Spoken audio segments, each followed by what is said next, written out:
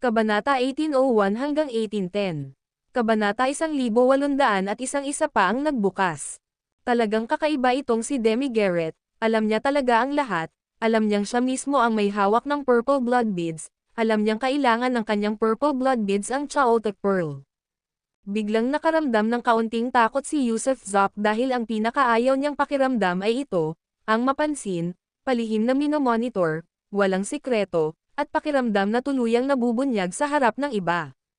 Siyempre, nakaramdam siya ng takot sa kanyang puso, ngunit hindi niya ito ipinakita sa panlabas na anyo. Kaya't nag-isip siya sandali at sinabing, ang ibig mong sabihin ay, dapat ko ba itong kunin? Kung aalis ka, tiyak na mamamatay ka, pero malaki ang tsansa mo. Nakangiting sabi ni Demi Garrett, ang presensya mo sa Blue Light Universe sa loob ng maraming taon ay nagdulot ng mga pagbabago sa kapalaran nito, kahit papaano ay nagbago na ang Celestial King. Ngayon ay sasabihin ko sa iyo kung saan mo mahahanap ang kailangan mo. Kung aagawin mo man ito o mag-isip ng paraan para makuha ito, responsibilidad mo na iyon, wala akong pakialam o pakialam. Nag-isip sandali si Yusuf Zok, pagkatapos ay biglang tumawa at sinabing, 17 lang ang meron siya, pero ako, 19 ang kailangan ko. Mayroon din ako nito rito. Ibinalik ni Demi Garrett ang kanyang kamay, at lumitaw ang isang 7 kulay na magulong perlas sa kanyang palad. 7 kulay. Natigilan si Yusuf Zok, ngunit agad na nagdulot ng kaguluhan ang lahat ng purple blood beads sa kaibuturan ng kanyang isipan. Ang 7 kulay na ito ay tila may mas malakas na enerhiya kaysa sa 5 kulay. Isa itong suplemento. Ang Chaotic Pearl ay talagang isang suplemento. Namangha si Yusuf Zok, kahit hindi ito 5 kulay, ang 7 kulay na ito ay isang napakagandang suplemento, at naramdaman pa niya ang mga purple blood beads sa kanyang isipan na gustong tumalon palabas at lunukan ang perlas. Nakuha ang butil na ito noong kinukuha ng Hari ng Langit ang magulong perlas at nagdudulot ng pagkasira. Hindi ko maaaring hayaang gumuho ang sansinukob na iyon, kaya kinailangan ko muna itong kolektahin. Kahit papaano sa pamamagitan ng pagkolekta nito, pansamantalang mapapanatag ang sansinukob. Heto na, sabi ni Demi Garrett habang itinutulak ang 7 kulay na magulong perlas na ito papunta kay Yusuf Zok. Bagamat gustong-gusto ni Yusuf Zok na agad na masipsap ang magulong perlas na ito, pilit niyang pinigilan ang sarili at sumimangot habang nagtatanong, nakakuha ako dati ng 5 kulay, pero ang enerhiya nito ay eksaktong kapareho nito. Paano ito nangyari? Hindi kasama sa 5 kulay ang yin at yang, hindi ito purong Chaotic Pearl, kundi isa lamang kasamang perlas. Pareho itong nakukuha ng sabay-sabay, ang Chaotic Pearl ang kumokontrol sa mga tuntunin at batas, habang ang kasamang perlas ang kumokontrol sa 5 elemento, isang uri ng pag-iral na nakatuon sa pag-atake na nilalayong pigilan ang iba na makuha ang Chaotic Pearl. Siyempre, may mga universo na may kasamang mga perlas, habang ang iba ay wala. Tumawa si Demi Garrett, ganito kamisteryoso ang mundo, maraming bagay na hindi mo maiisip. Nakikita ko, huminga ng malalim si Yusuf Zok at tumango. Gayunpaman, hindi pa rin niya kinuha ang 7 kulay na magulong perlas sa halip ay tumingin siya kay Demi Garrett at sinabing, hindi ko kukunin ng libre ang mga gamit mo. Kung may kailangan ka, magtanong ka lang. Wala naman talaga akong kailangan. Nagkibit balikat si Demi Garrett, dahil nasa akin na ang lahat. Ang gusto ko ay pag-ibig, na hindi mo maibibigay sa akin, ang gusto ko ay pagkakamag-anak, na wala naman tayo. Bukod sa pagkakamag-anak at pag-ibig, wala na akong pakialam sa lahat ng iba pa. Hindi mo ba planong makipaglaban sa hari ng demonyo? Maaari ba akong tumulong sa laban? Nakangiting tanong ni Yusuf Zok. Umiling si Demi Garrett, sa susunod na malaking labanan, ang mga taong kapantay mo ay maaari na lamang maging pamatay kanyan. Ito ay isang paghaharap ng antas ni Joseph Dale at ng mga katulad niya, sigurado ka bang matatalo mo si Joseph Dale? Mas mabuting mag-isip ka ng paraan para makakuha ng iba pang magulong perlas, at para rin sa pagunlad ng kasalukuyan mong kaharian, dahil napakababa talaga ng iyong kaharian, kahit sa Heavenly United Realm, kaya mas mabuting subukan mo munang itaas ang iyong kaharian. Gusto ko rin itong itaas, pero wala akong paraan. Sabi ni Yusuf Zok nang may mapait na ngiti. Bueno, responsibilidad mo na iyan, hindi kita matutulungan. Ang kapalaran mo ay wala sa aking kontrol. Iyan lang ang para sa araw na ito. Sana ay may pagkakataong magkita tayong muli, at sana ay magkasama tayong makabalik sa daigdig, at makapaglakbay pabalik sa nakaraan. Paalam. Pagkatapos magsalita ni Demi Garrett, unti-unting naglaho ang kanyang katawan at pagkatapos ay agad na naglaho ng walang bakas. Habang naglalaho siya, si Yosef Dale ay bumagsak, at natambo mula sa kawalan, bumagsak sa paanan ni Yusuf Zoc, nang walang pakundangang pagbagsak. Demi Garrett, hindi kita bibitawan, hindi kita bibitawan, lagi mo akong binubuli, hindi ako kumbinsido, hindi kumbinsido, sus Mariosep, muntik mo na akong mapatay, napatalon si Yosef Dale, walang humpay na nagmumura. Mabilis na dinampot ni Yusuf Zoc ang magulong perlas, at mausisa na nagtanong, saan kanya ipinadala ngayon lang. Habang nagsasalita siya, ang magulong perlas sa kanyang kamay ay naging abo na at ang enerhiya ay agad na sumiklab sa mga purple blood beads. Bang! Walang gulat, bumukas ang 82 purple blood bead, at isang malakas na puwersa ng Other Shore ang dumaloy sa kanyang katawan, kasabay ng paglitaw ng isang bagong Other Shore Dragon, sa pagkakataong ito ay 30% mas malakas kaysa sa naunang puwersa. Saan pa kaya ako mapupunta? Gumuguhit ako ng mga bilog sa madilim na kawalang hanggan, hindi ako makapagpigil, ginugulo ako ng walang hiya na iyon, kinakausap ka habang kinokontrol ang katawan ko gamit ang telekinesis, nahihilo ako. Sus Mariosep, kapag lumagpas na ang cultivation level ko balang araw, siguradong haharapin ko ang gagaw na yan.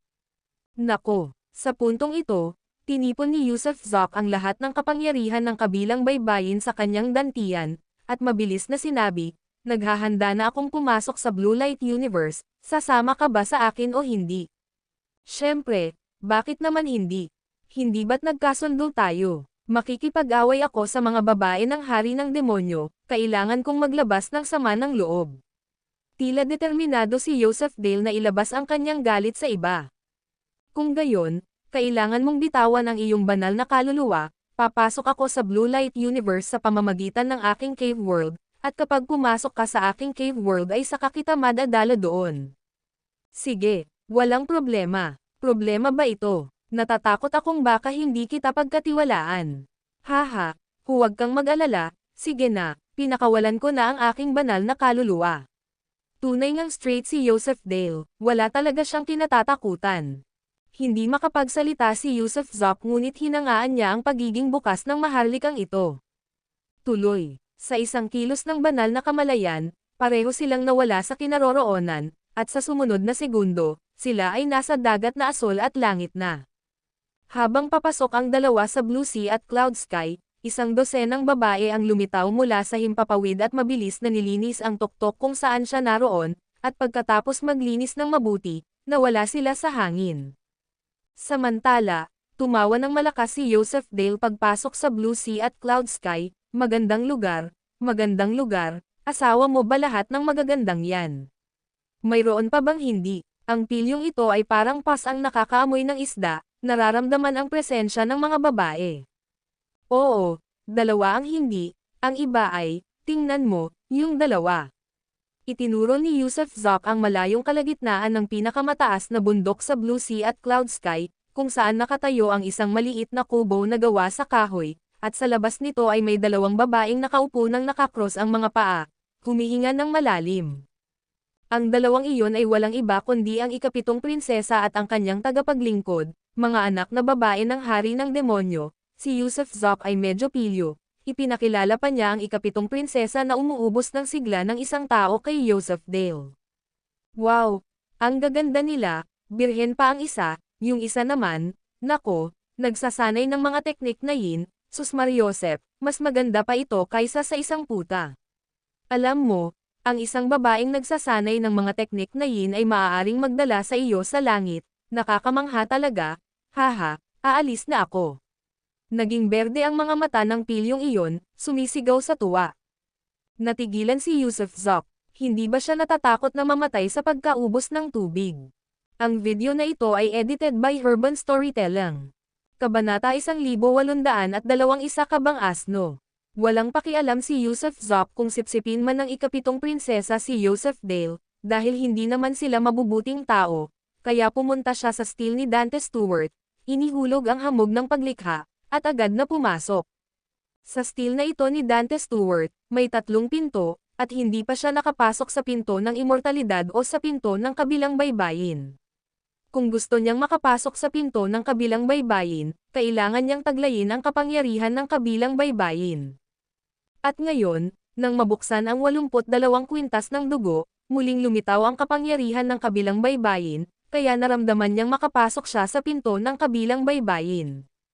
Phew! Tumayo siya sa harap ng pinto ng kabilang baybayin, huminga ng malalim, at dumiretso papasok. Ding! Muling tumunog ang mekanikal at nakakabagot na boses. Ang natukoy na hukbo ay nagtataglay ng kapangyarihan ng kabilang baybayin, ay maaaring makapasok sa pinto ng kabilang baybayin, at ang pinto ng kabilang baybayin ay magbubukas para sa hukbo. Buzz! Agad na nasisipsip si Yusuf Zok, at pagkatapos ay isang walang katapusang daloy ng kapangyarihan ng kabilang baybayin ang patuloy na natipon patungo sa kanya, sa kanyang katawan, sa kanyang dantian, at ang dragon sa loob ng kanyang dantian ay automatikong hinigop ang natipon na kapangyarihan ng kabilang baybayin, na sumisipsip sa napakabilis na bilis. Bang bang bang bang, habang patuloy niyang hinihigop ang kapangyarihan ng kabilang baybayin, biglang sumikat ang kanyang kaharian, Early Grand Beginning Realm, Middle Grand Beginning Realm, High Grand Beginning Realm. Oo, sa loob lamang ng ilang minuto, patuloy siyang nakalusot, direktang naabot ang High Grand Beginning Realm, at ang power of the other shore ay patuloy na walang tigil, patuloy na pinupuno ang kanyang dantian. Buzz buzz buzz buzz buzz, habang parami ng parami ang kapangyarihan ng kabilang baybayin, namaga ang kanyang katawan. Sa loob ng ilang paghinga, siya ay naging bola, ang kanyang katawan ay tila naging parang airbag. Ding! Sa sandaling ito, muling tumunog ang malarobot na boses, hindi pa nauunawaan ng natukoy na host ang Dao Master Realm, malapit nang sumabog ang katawan, at agad na nagte-teleport palayo.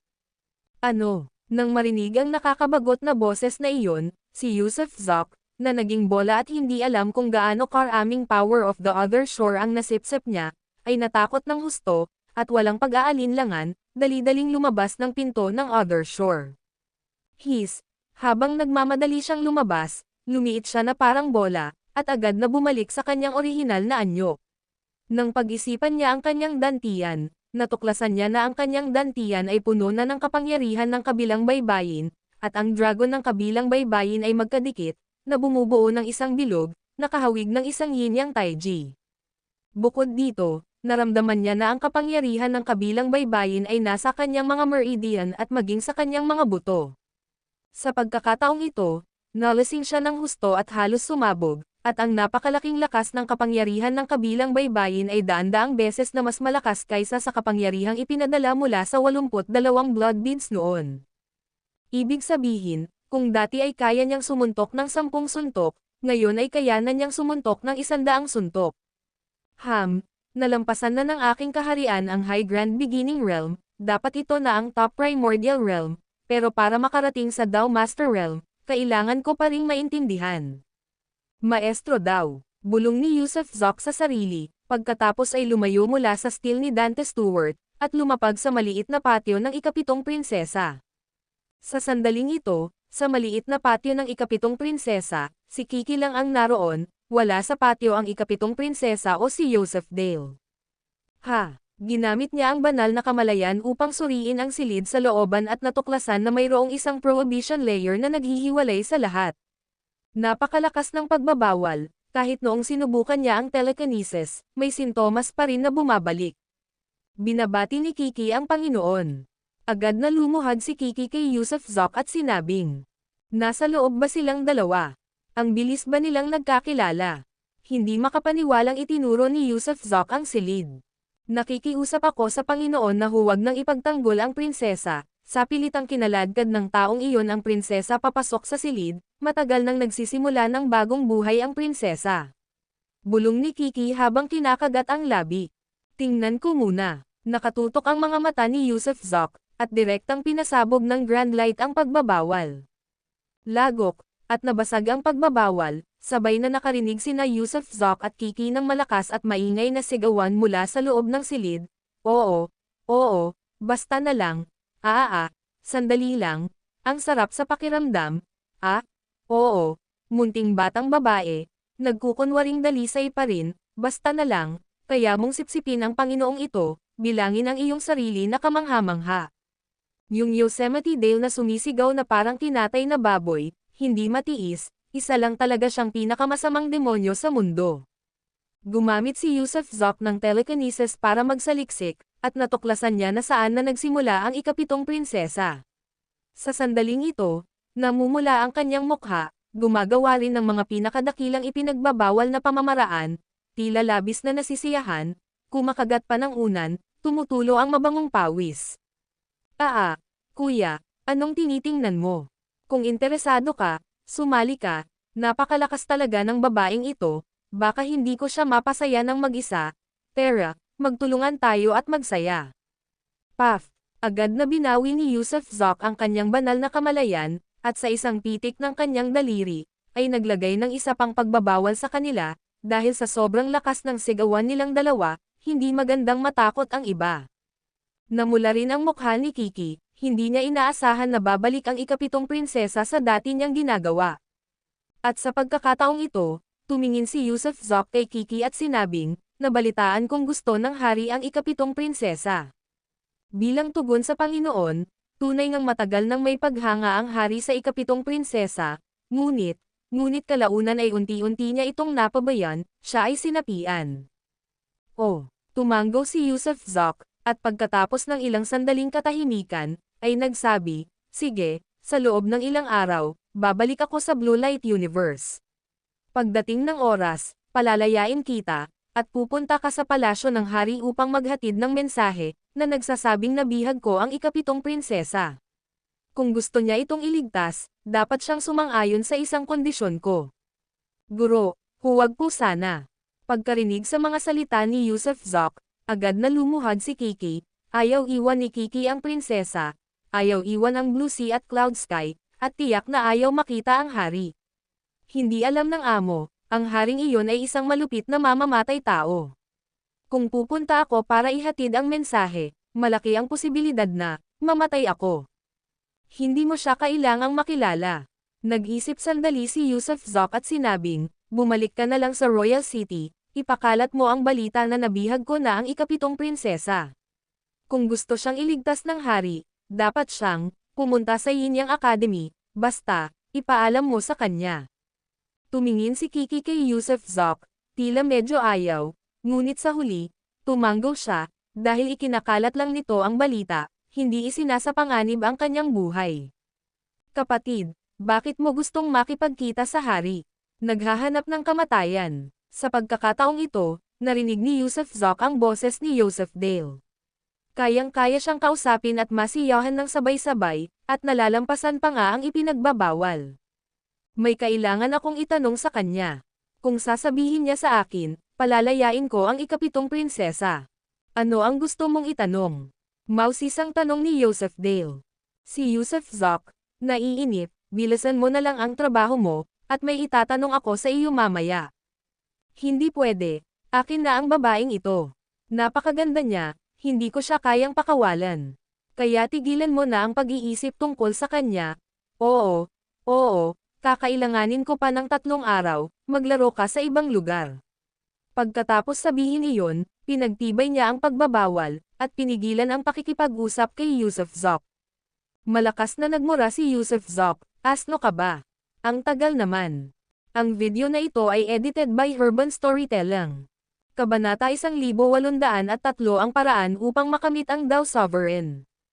Sinabi ng walang hiyang si Joseph Dale na gagawin niya iyon sa loob ng 3 araw, at ginawa niya nga iyon sa loob ng 3 araw. Pagkalipas ng 3 araw ay saka lang siya lumabas ng kwarto, namumutla ang mukha. Bakit hindi ka naman namatay sa pagod? Tanong ni Yusuf Zok, nagkunwaring mausisa. Haha, yan ang tinatawag mong pinagsamang sakit at kasiyahan. Sus Mariosep, nakuha ni Little Seven ang benepisyo, pero sus Mariosep, nasarapan din ako. Kinuha ng pilyo ang tsaa sa mesang bato sa looban at ininom lahat ng sabay-sabay, pagkatapos ay nakangiting nagtanong, sabihin mo nga sa akin, ano ang kailangan mo sa akin? 3 araw mo pa talaga akong hinintay. Naipit ako rito. Turo ni Yusuf Zoc sa sarili. Naningkit ang mga mata ni Joseph Dale at saka nagliwanag, napakabilis talaga ng cultivation speed mo. Nasa Heavenly Union Realm ka at hindi ka makalusot, di ba? Hindi mo maintindihan kung ano ang isang Dao Monarch. Oo, kaya nga ako narito para tanungin ka. Tumanggaw si Yusuf Zoc. Ang pag-abot sa kaharian ng Dao Monarch ay hindi lamang usapin ng pagkuha ng enerhiya. Kahit gaano pa karaming kayamanan at mga bihirang bagay ang mayroon ka, kung hindi mo mauunawaan ang layunin ng isang Dao Monarch, hindi ka makakalusot. Parang may lamad na hindi mo kayang batasan, hindi dahil sa napakaliit ng gamit mo, kundi dahil masyadong makapal ang lamad. Nako, kapatid, pwede ka bang maging seryoso pa? Halos dumura si Yusuf Zoc sa pagkadismaya. Anong klaseng analohiya yan? Napakaseryoso nito. Gusto mo lang batasan ang lamad na iyan, kaya ka pumunta para kumonsulta sa akin, di ba? Natatawang sabi ni Joseph Dale, at sasabihin ko sa iyo, may paraan ako para makapasok ka. Paanong paraan? Hindi ko talaga maintindihan. Sabik na tanong ni Yusuf Zoc. Natural na magbibigay daan sa iyo ang aking pamamaraan na madaling makalusot, ngunit, kailangan mong sumang-ayon sa dalawa sa aking mga kahilingan. Sabi ni Joseph Dale, na umaarte ng buong talino. Sabihin mo na, sang-ayon ako. Naiinip na sabi ni Yusuf Zoc. Sige, hindi mo na itatanong kung ano ang mga kahilingan.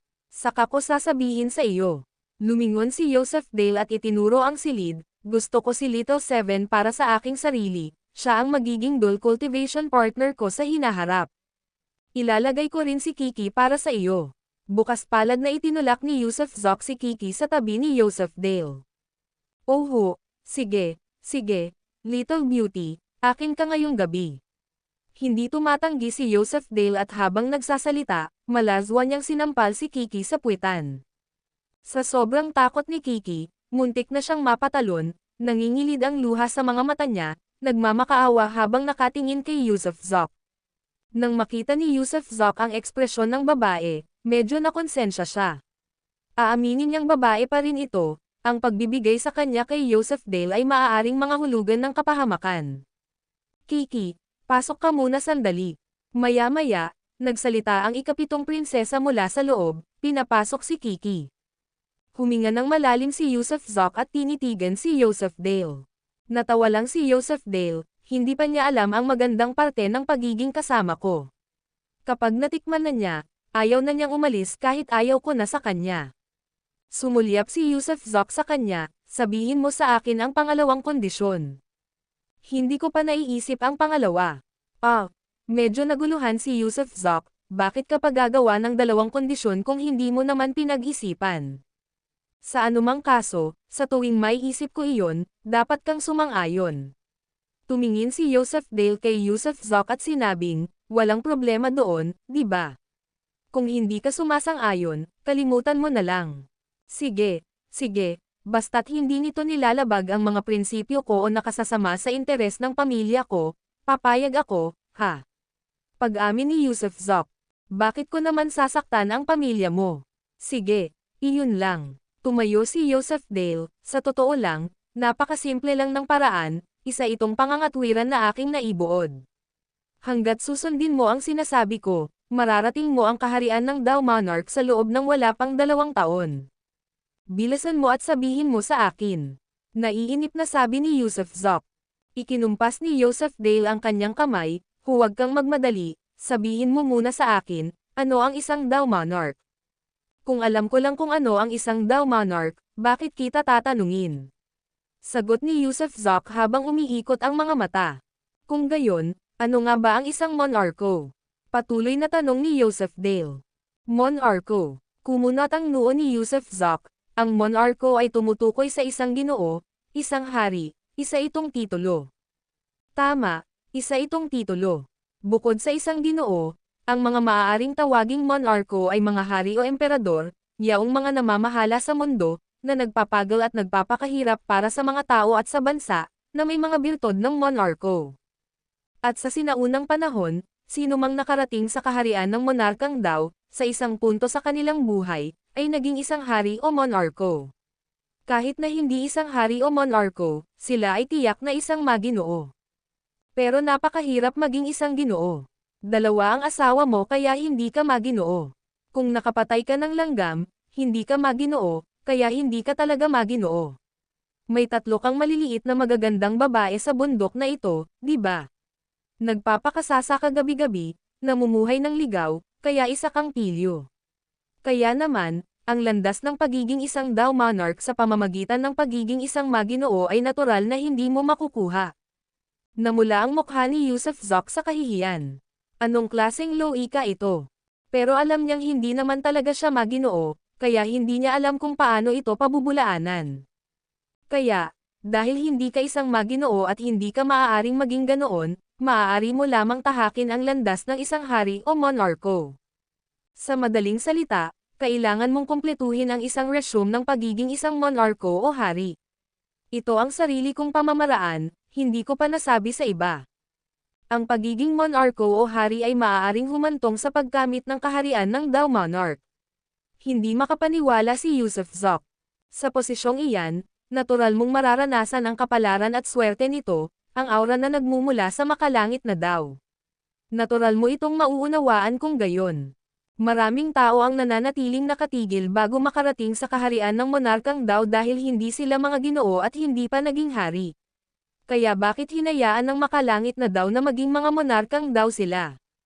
Isa itong malaking sikreto, at napatunayan na ito sa klinika. Kunin mo na ang magkapatid na may apelyidong Chu, noong panahong iyon, walang sino man ang maaaring makarating sa kaharian ng Dao Monarch. Kalaunan, pagkatapos kong imungkahi ito, lahat sila ay nagtungo sa lower realm sa loob ng ilang taon bilang mga hari, at bumalik matapos makamit ang kaharian ng Dao Monarch.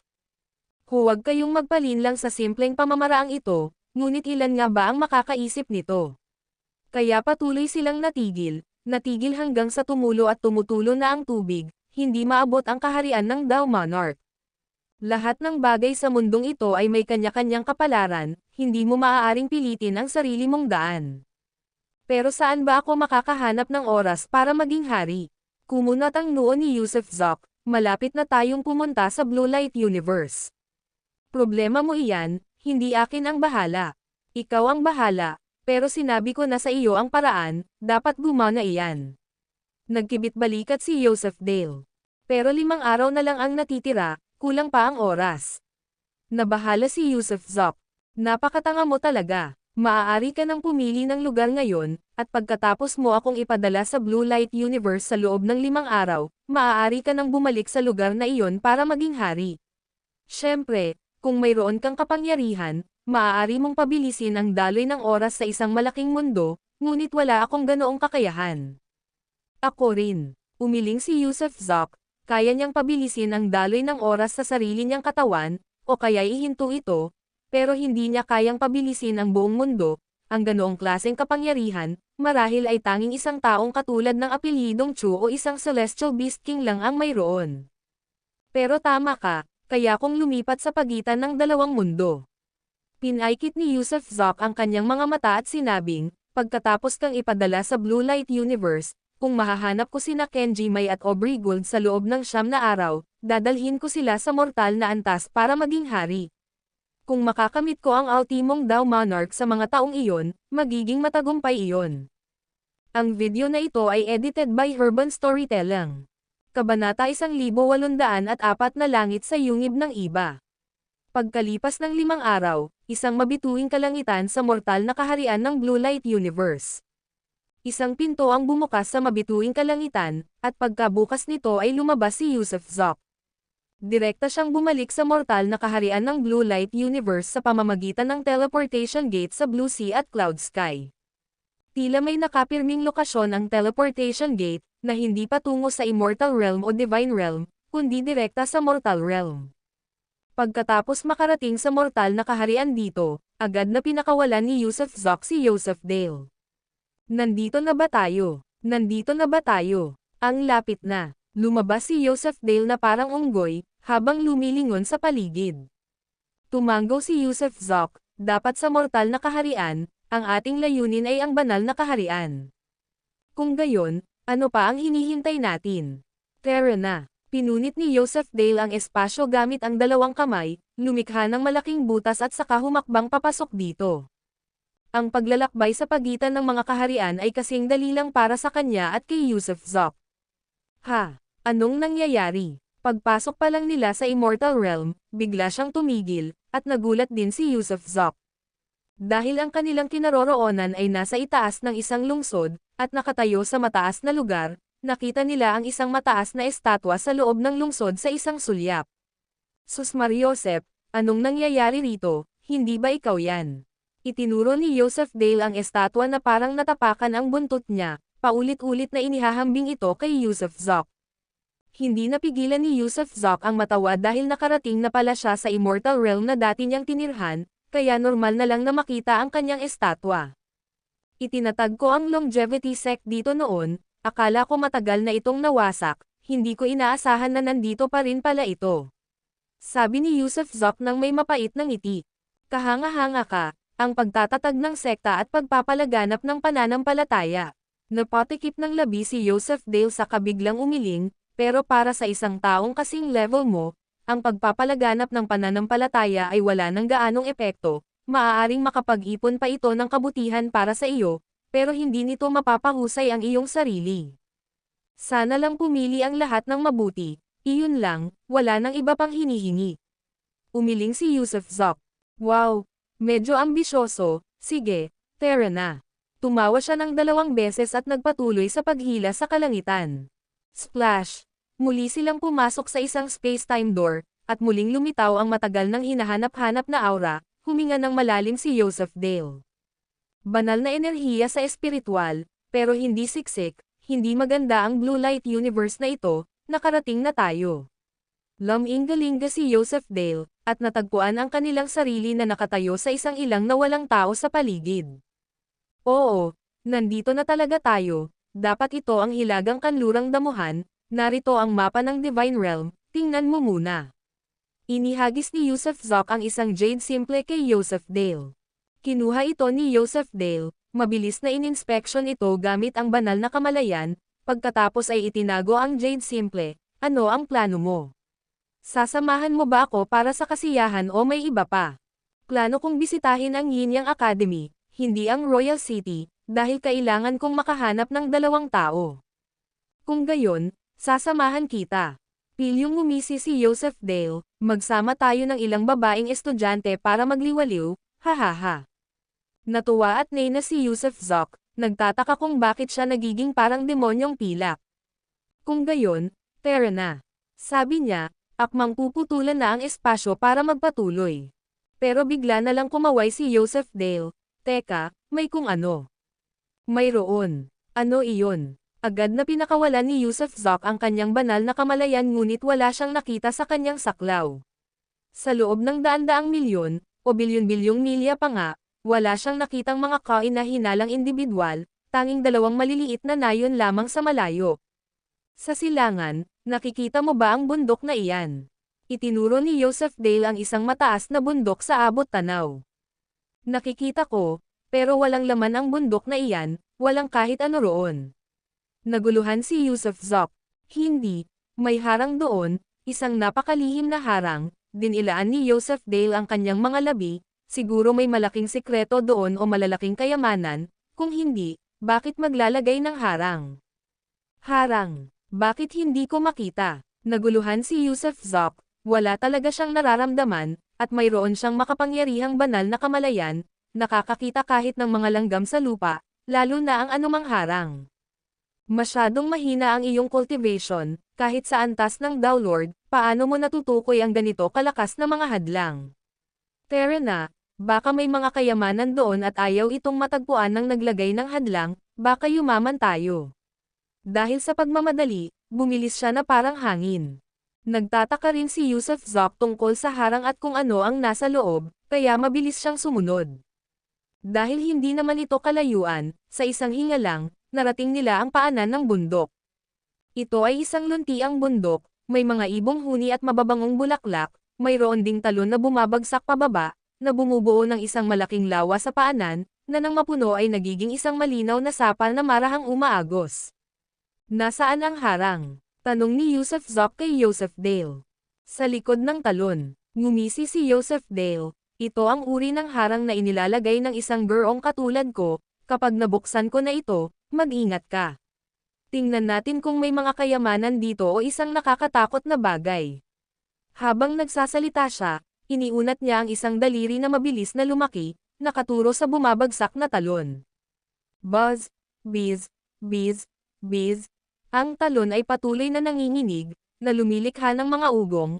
Pagkatapos, ito ay nahati sa dalawa na parang kuwebo ng kurtina ng tubig. Malinaw na nakita ni Yusuf Zok sa loob ng nahati na kurtinang iyon ay isang kakaibang mundo, halos parang isang mystical na santuwaryo.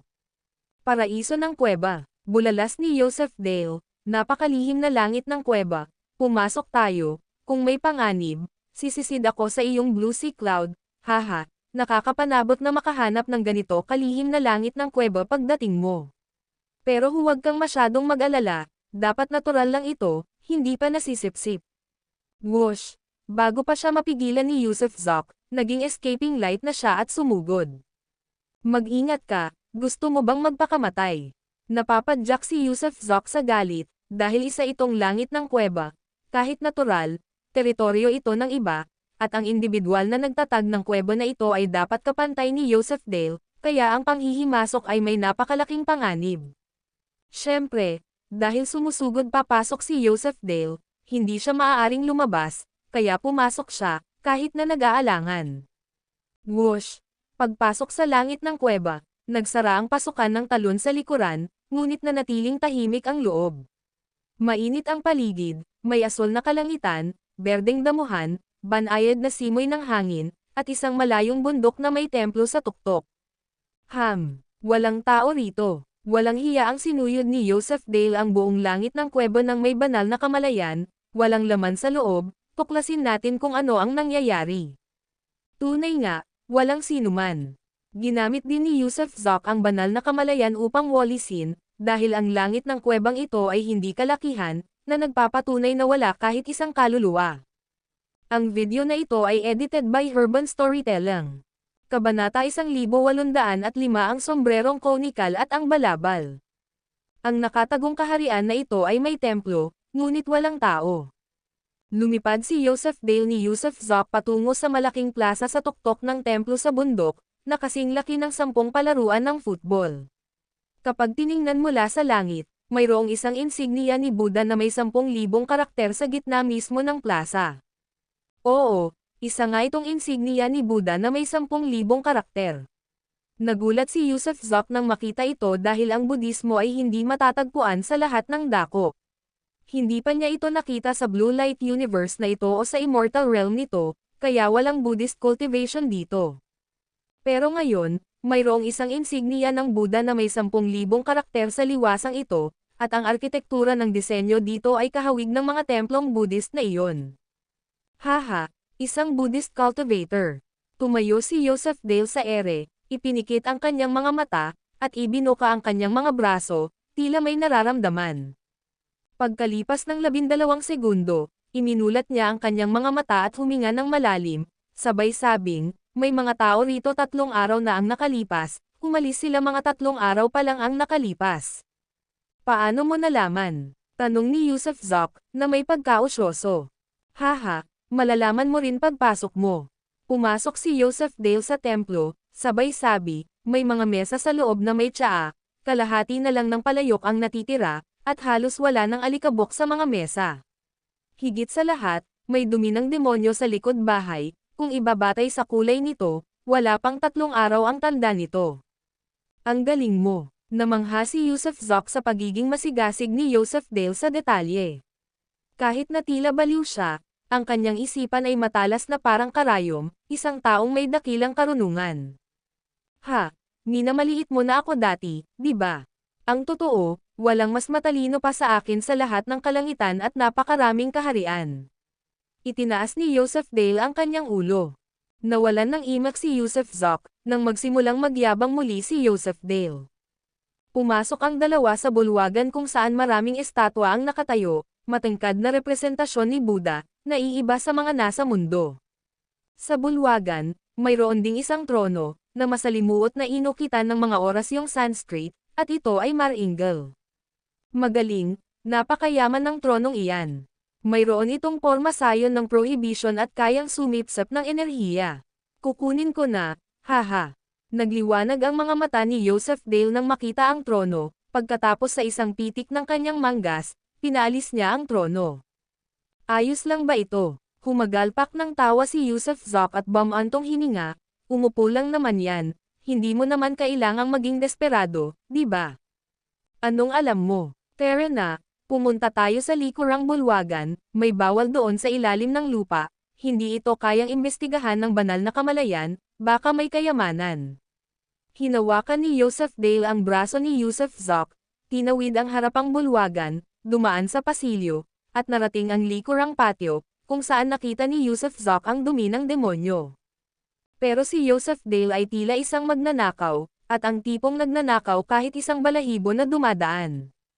Sa likod bahay, may isang puno na may mga bungang hindi pamilyar kay Yusuf Zok, na hindi rin nakilala ni Joseph Dale, ngunit kinuha niya pa rin ang mga ito. Mayroon ding lawa sa likod bahay na may ilang isda, na tinangay ni Joseph Dale gamit ang kanyang manggas, kinuha pa ang porselana na nakakalat sa mesang bato. May adiksayon ka ba sa pagnanakaw? Naguguluhang tanong ni Yusuf Zok. Wala kang alam. Dapat ay kapareho ng akin ang antas ng cultivation ng tao. Gagamit ba siya ng mga pangalawang klaseng bagay?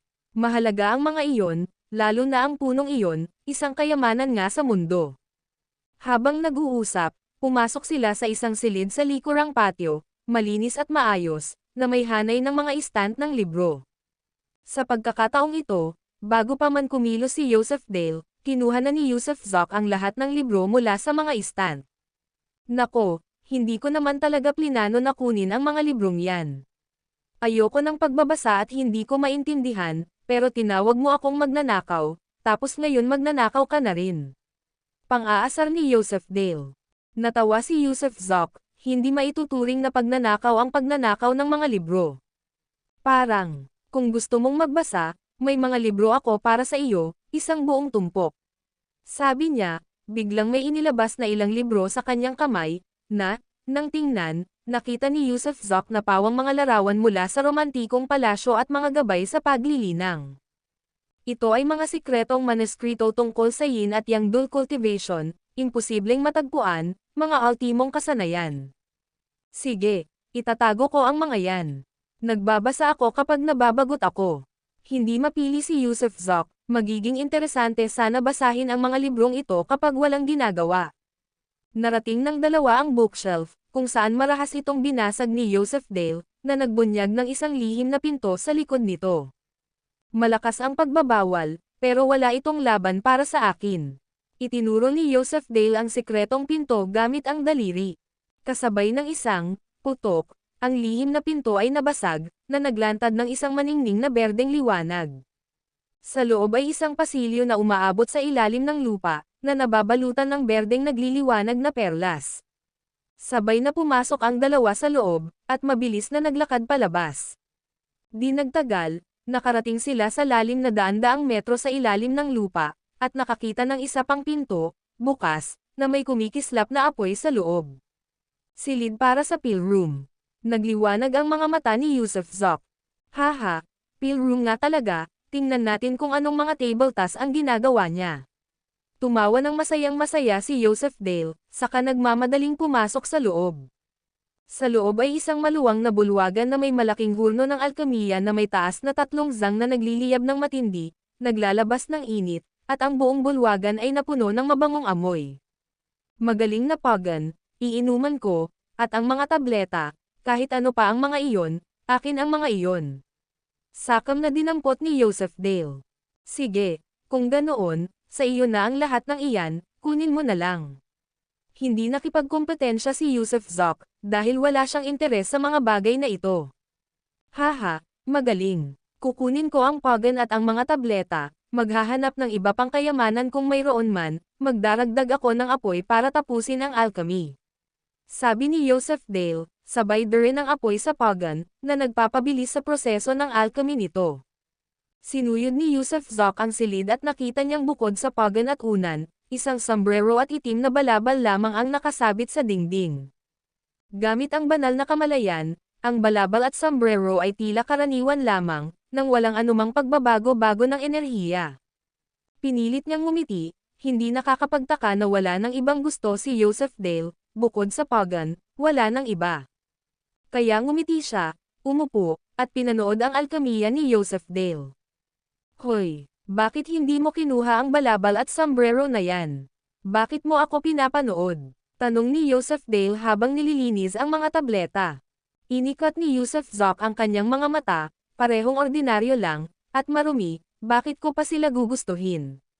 Nang marinig ito, nanlaki ang mga mata ni Joseph Dale, at nagmura, nako, hindi mo ba natatandaan ang sinabi ko kanina? Sa isang taong kasing level ko, akala mo ordinaryo lang ang mga gamit niya. Kung hindi mo kukunin, ako na ang kukuha mamaya. Pero wala akong nakikitang kakaiba sa kanila. Tanong ni Yusuf Zoc. Sumagot si Joseph Dale, kunin mo o iwanan mo, kung hindi, titingnan ko, baka mga kayamanan ang mga iyon. Haha, hindi mo na kailangang maghintay, ibibigay ko na sa iyo, isuot mo na, ha? Tumawa si Yusuf Zoc, sabay abot ng sombrero at balabal para kunin. Gayunpaman, sa kanyang pagkabigla, kahit na inabot niya ang kanyang kamay, hindi man lang gumalaw ang balabal at sombrero. Napatalon si Yusuf Zoc. Anong nangyayari? Hindi ko sila mahayla. Nako, mga kayamanan. Pumunta ka roon at subukan mo, huwag kang nakatayo lang dyan. Nagliwanag din ang mga mata ni Joseph Dale. Lumapit si Yusuf Zoc, huminga ng malalim, at maingat na ibinaba ang balabal at sombrero. Ang paghawak sa mga ito ay parang walang hawak, napakagaan, ngunit hindi niya ito kayang hilahin noon. Habang hawak ang mga ito, mabilis na ipinikit ni Yusuf Zoc ang kanyang mga mata para makaramdam, ngunit wala pa rin siyang naramdamang kakaiba, ni isang alon ng enerhiya. Subukan mong isuot ang mga iyon. Mungkahi ni Joseph Dale, na nagtataka, dahil dapat magpakita ang mga kayamanan kahit hindi ito matukoy ng banal na kamalayan, ngunit walang naramdaman si Yusuf Zoc. Kaya, pinayuhan niya si Yusuf Zoc na subukan ang mga iyon.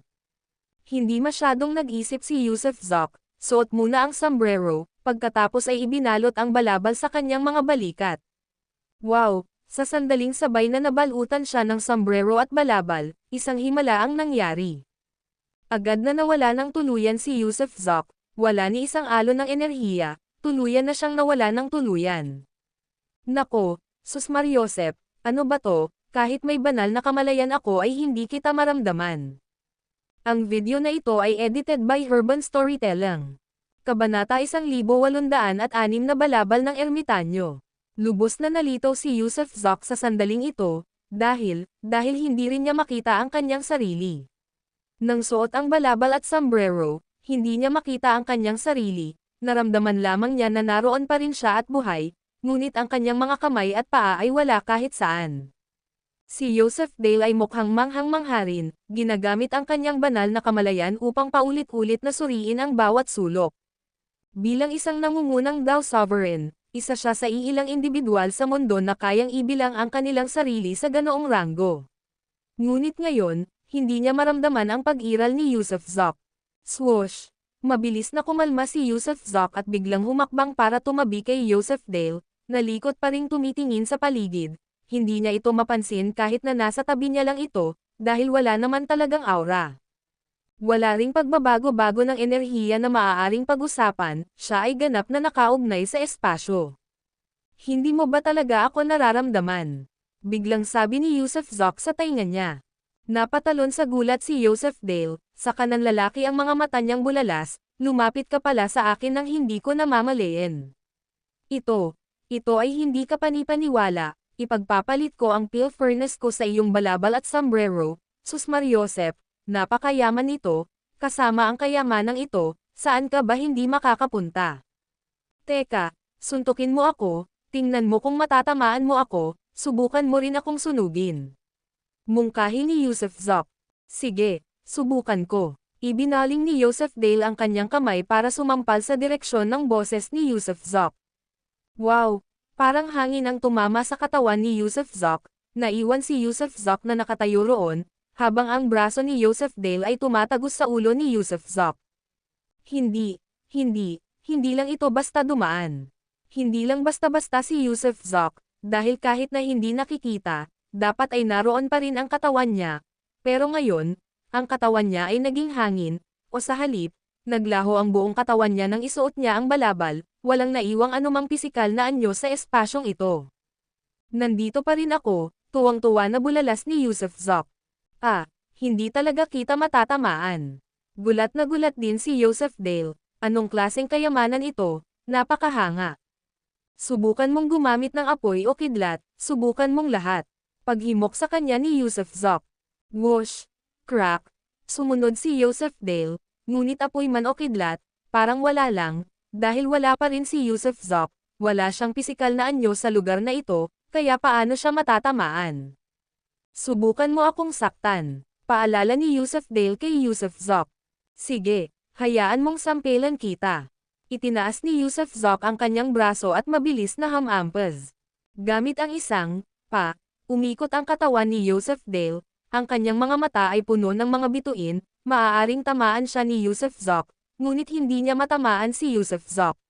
Bukod pa rito, kung tatahimik si Yusuf Zok, walang makakaramdam ng kanyang presensya, kahit alamin niya ang direksyon gamit lamang ang tunog, wala roon ang katawan ni Yusuf Zok.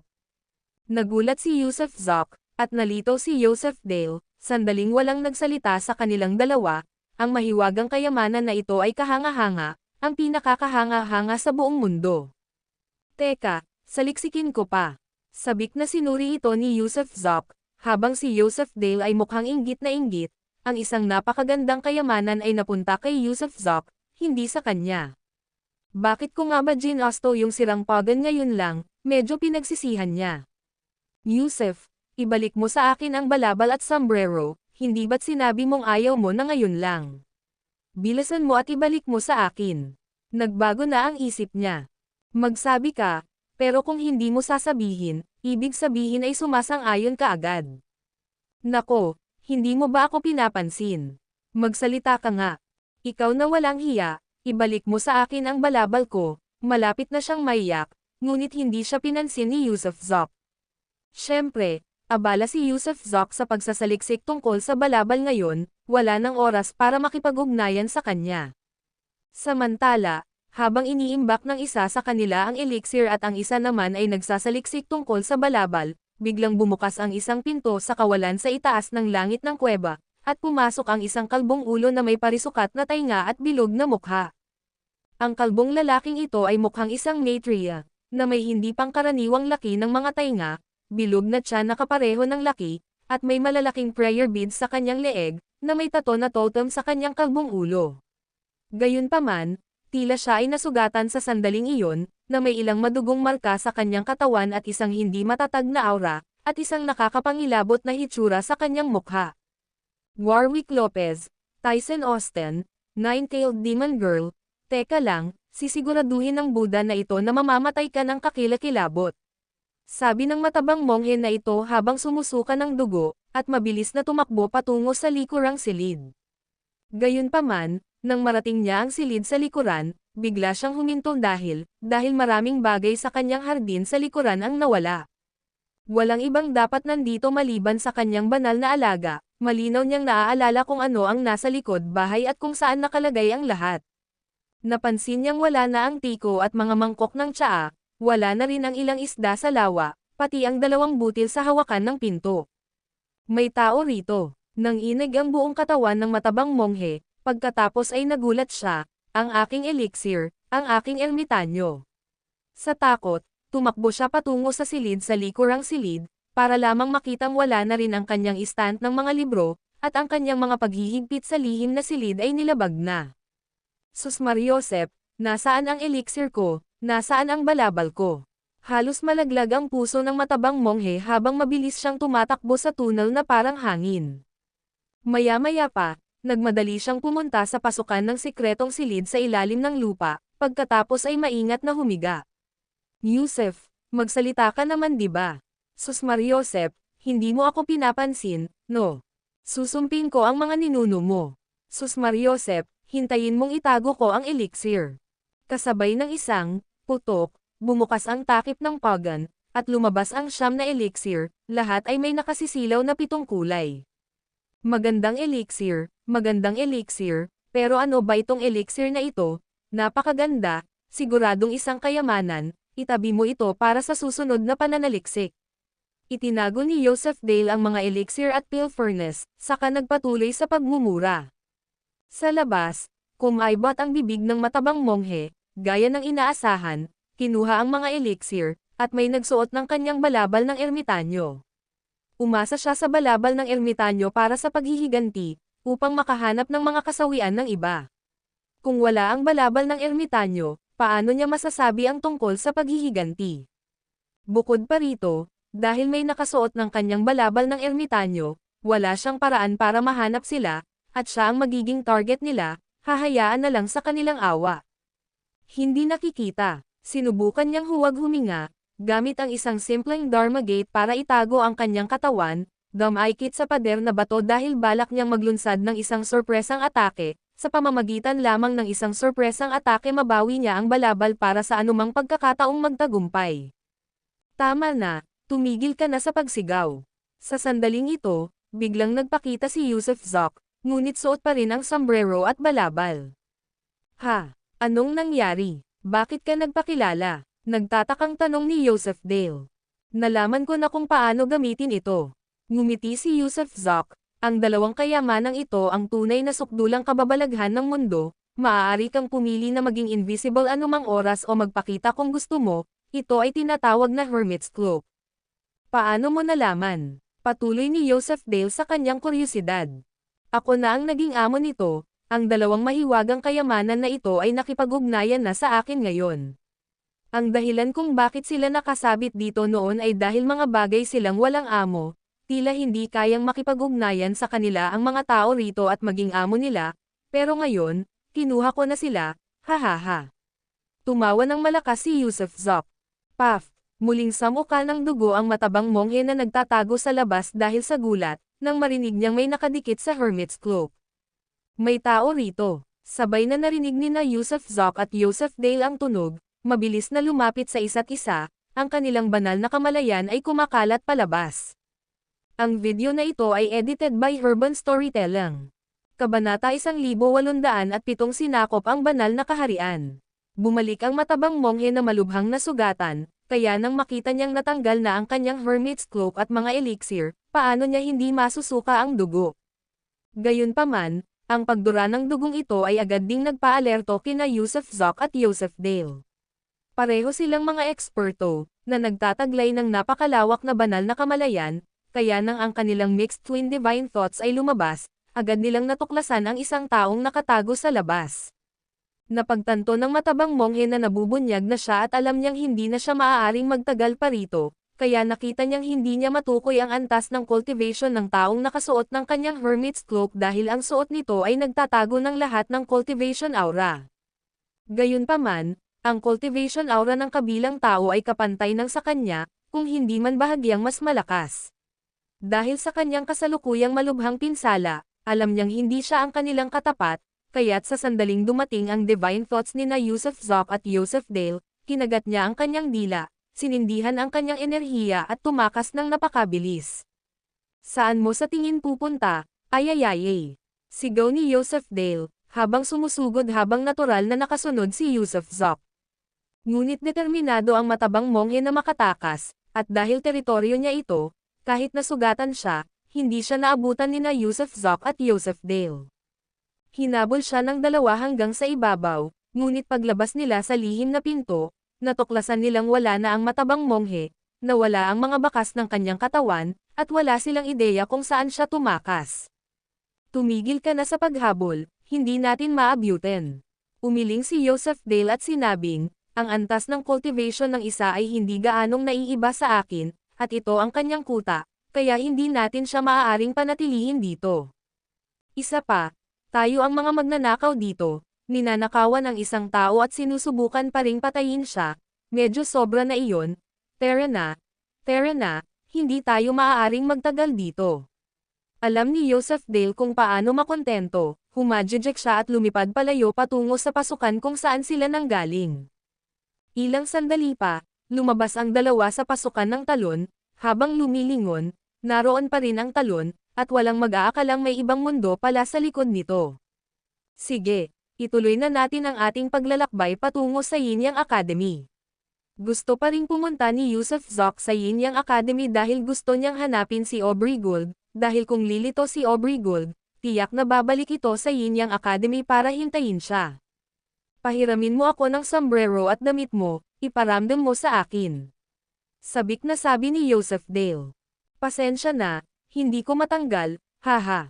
Humagalpak sa tawa si Yusuf Zok, ang pagkakaroon ng ganoong kayamanan ay isang napakalaking kayamanan. Nako, sayang, sayang. Patuloy na pinagsisihan ni Joseph Dale, hindi nakuha ang kayamanan, at nagsisisi. Hindi siya pinansin ni Yusuf Zok at sinimulang buksan ang pintuan ng espasyo-oras para mabilis na maglakbay. Ngayon, ang kanyang kaharian ay umabot na sa Supreme Heaven Realm, katumbas ng top primordial realm ng mundong ito, kaya kahit na napakalayo ng distansya mula sa lupang ito sa Hilagang Kanluran patungo sa lokasyon ng Yin Yang Academy sa Timog Kanluran, madali niya itong maaabot sa pamamagitan lamang ng ilang tawiran. Gayunpaman, sa sandaling ito, isang hindi inaasahang sitwasyon ang naganap. Nabuksan nga ang pintuan ng space-time, pero nang makapasok sila ni Joseph Dale, hindi sila makadaan, na para bang may pader na nakaharang sa kanila sa magulong space-time. Anong nangyayari dito? Natagpuan ni na Yusuf Zok at Joseph Dale ang kanilang mga sarili na hindi makapagpatuloy sa magulong espasyo-oras. Hindi tama iyan, kapatid. Pinaikit ni Joseph Dale ang kanyang mga mata sa space-time sa harap nila, sa iyong banal na kaharian dito, may distansyang limitado ng isang Great Magic User, kaya hindi natin maaaring lampasan ang space-time para makarating sa Yin Yang Academy kung saan mo gustong pumunta. Ano? Isang mahusay na gumagamit ng mahika na nagkukulong sa space-time. Tina-target tayo. Nagulat si Yusuf Zok. Hindi dapat. Umiling si Joseph Dale at sinabing, isang segment lang ito, ang mid-range distance, ang gitnang seksyon ng space-time ay limitado, at kung gusto nating tumawid papunta sa Yin Yang Academy, kailangan nating dumaan sa segment na iyon ng space-time, pero ngayon ang segment na iyon ay limitado ng isang Great Magic User, kaya hindi tayo makakadaan. Ang gitnang bahagi, hindi ba't doon matatagpuan ang Royal City? Natigilan si Yusuf Zok. Siguro nga, may nangyari rito, Tara, lumabas na tayo.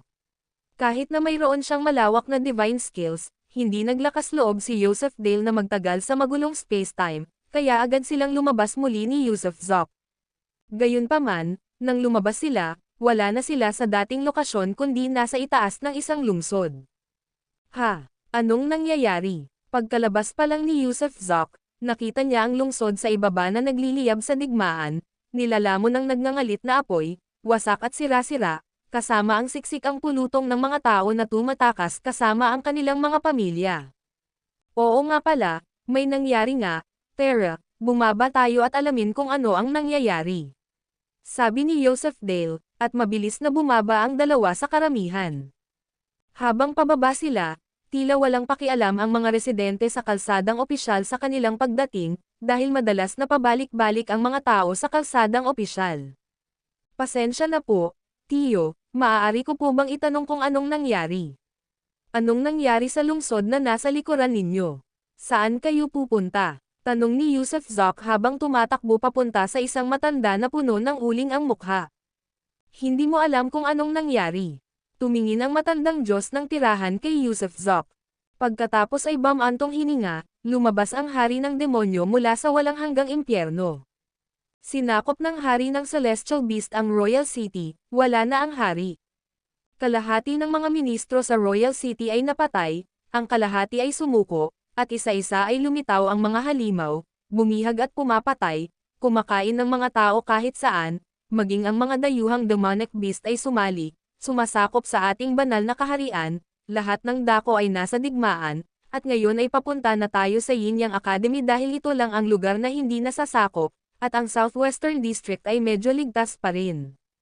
Diyos ko, natigilan si Yusuf Zok nang marinig ang balitang ito. Gusto pa rin niyang tanungin ang hari tungkol sa pinagmulan ng sansinukob, ngunit agad na nawala ang hari. Sinasakop ng hari ng Celestial Beast, ang banal na kaharian na puno ng kaguluhan. Siya nga pala, yung Sir Gould, Ayos lang ba siya? Hindi mapakali si Yusuf Zok, parang biyenan na niya si Sir Gould. At ang matandang iyon ang may hawak ng kaharian ni Jake, kaya patay na ba siya o buhay? Patay na, pero sinasabing bago siya namatay, sinaktan niya ang Celestial Beast King, at banihag din ng Celestial Beast King ang prinsesa. Sus Mariosep, napatalon si Yusuf Zok nang marinig niyang nabihag din si Aubrey Gould.